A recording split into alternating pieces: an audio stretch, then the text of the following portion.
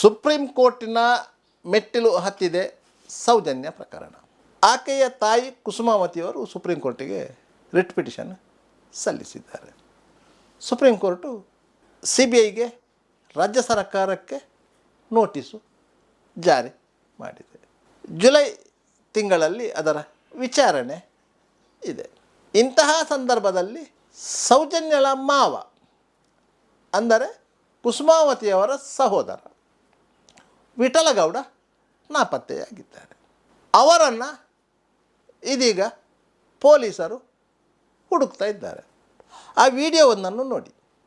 ಕೆಲವು ದಿನಗಳ ಹಿಂದೆ ವಿಠಲಗೌಡರನ್ನು ಹುಡುಕಿಕೊಂಡು ಬೆಂಗಳೂರಿನಿಂದ ನ್ಯಾಯಾಲಯದ ಸಿಬ್ಬಂದಿ ಪೊಲೀಸರ ಜೊತೆಗೆ ಬಂದಿದ್ದು. ಕುಸುಮಾವತಿಯವರ ಮನೆಯ ಪಕ್ಕದಲ್ಲೇ ವಿಠಲಗೌಡರ ಮನೆ ಇದೆ. ಆ ಮನೆಗೆ ಬಂದಿದ್ದರು. ಮನೆಯನ್ನು ಜಾಲಾಡಿದ್ದರು. ಮನೆಯಲ್ಲಿ ಇದ್ದವರೊಂದಿಗೆ ವಿಚಾರಣೆ ಮಾಡಿದ್ದಾರೆ. ಅವರು ವಿಠಲಗೌಡರು ಎಲ್ಲಿ ಹೋಗಿದ್ದಾರೆ ಅಂತ ಮಾಹಿತಿ ಇಲ್ಲ, ಮನೆಗೆ ಬರ್ತಾ ಇಲ್ಲ ಅಂತ ಹೇಳ್ತಾರೆ. ಅಲ್ಲಿಂದ ಪೊಲೀಸರ ತಂಡ ಹೋದದ್ದು ಸೌಜನ್ಯ ಪ್ರಕರಣದಲ್ಲಿ ಹೋರಾಟದ ಮುಂಚೂಣಿ ನಾಯಕರಾಗಿದ್ದಂತಹ ಮಹೇಶ್ ಶೆಟ್ಟಿ ತಿಮರೋಡಿಯವರ ಮನೆಗೆ. ಅಲ್ಲಿ ಮಹೇಶ್ ಶೆಟ್ಟರೂ ಇರಲಿಲ್ಲ, ವಿಠಲಗೌಡರನ್ನು ಹುಡುಕುವ ಪ್ರಯತ್ನ ಮಾಡಲಾಯಿತು. ಅಲ್ಲಿಯೂ ವಿಠಲಗೌಡರ ಸುಳಿವು ಸಿಗಲಿಲ್ಲ. ಅಲ್ಲಿಂದ ಪೊಲೀಸರು ನೇರವಾಗಿ ಹೋದದ್ದು ನಿಡ್ಲೆಗೆ. ಅಲ್ಲಿ ಒಂದು ಕಮರ್ಷಿಯಲ್ ಕಾಂಪ್ಲೆಕ್ಸನ್ನು ಕಟ್ಟಿದ್ದಾರೆ. ಅಲ್ಲಿ ಒಂದು ಹೋಟೆಲ್ ಇದೆ. ವಿಠಲಗೌಡರು ಅಲ್ಲಿ ಒಂದು ಹೋಟೆಲು ನಡೆಸ್ತಾಯಿದ್ರು. ಆ ಬಿಲ್ಡಿಂಗಿನ ಪಕ್ಕದಲ್ಲಿ ಅವರು ಬೃಹತ್ ಆದಂಥ ಒಂದು ಮನೆಯನ್ನು ನಿರ್ಮಿಸ್ತಾ ಇದ್ದಾರೆ. ಅದು 60% ಕಾಮಗಾರಿಯಾಗಿದೆ. ಆ ಭಾಗದಲ್ಲೆಲ್ಲ ಹುಡುಕಾಟ ನಡೆಸಿದ್ದಾರೆ. ಆದರೆ ವಿಠಲಗೌಡರ ಸುಳಿವು ಸಿಕ್ಕಲಿಲ್ಲ. ಆದರೆ ವಿಠಲಗೌಡರು ನಾಪತ್ತೆಯಾದದ್ದು ಯಾಕೆ ಎನ್ನುವಂಥ ಪ್ರಶ್ನೆ ಮೂಡ್ತದೆ.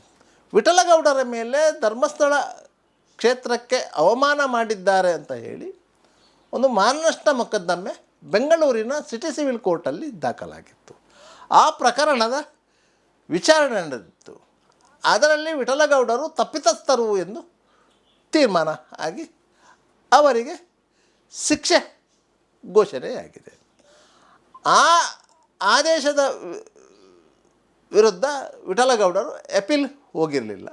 ಪರಿಣಾಮವಾಗಿ ಅವರಿಗೆ ಅರೆಸ್ಟ್ ವಾರಂಟ್, ಕನ್ವಿಕ್ಷನ್ ವಾರಂಟ್ ಅಂತ ಹೇಳ್ತೇವೆ, ಅಂಥದ್ದು ರಿಲೀಸ್ ಆಗಿದೆ.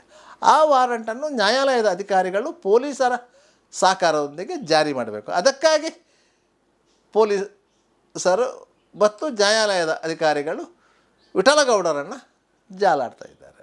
ವಿಠಲಗೌಡರು ಧರ್ಮಸ್ಥಳ ಆಸುಪಾಸಿನಲ್ಲಿ ಕಾಣಸಿಗದೆ ಸುಮಾರು 6 ತಿಂಗಳು ಕಳೆಯಿತು.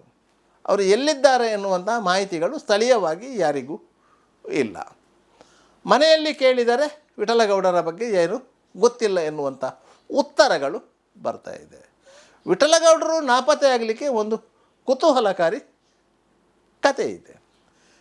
6 ತಿಂಗಳ ಹಿಂದೆ ವಿಠಲಗೌಡರಿಗೆ ಶಿಕ್ಷೆಯ ಪ್ರಮಾಣ ಘೋಷಣೆಯಾಗಿರಲಿಲ್ಲ. ಆ ಸಂದರ್ಭದಲ್ಲಿ ಸ್ಥಳೀಯರೊಬ್ಬರು ನಿಡ್ಲೆಯ ವಿಠಲಗೌಡರ ಅಂಗಡಿಗೆ ಹೋಗಿದ್ದರು.